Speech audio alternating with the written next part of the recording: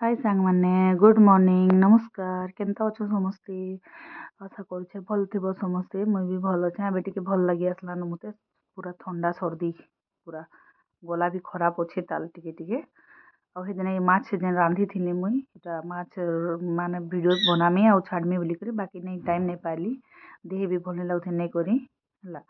तो आज की इटा वीडियो के एडिट करी छाड़सी बोली माछ के हल्दी नून मिर्चा मिसई करी एटा टिके तार माने 15 मिनट तक रखीदेली बोले भीतर के भेदबा बोले ताटा तो जानी थी आगुरी ही 10-15 मिनट आगुरी रखबा के पड़सी भीतर के तार नून हल्दी टिके गला परे भल माने आउ टिके टेस्टी लागसी फ्राए कलाटा भी खाई हेती टिके अधिका जदि नून मिर्चा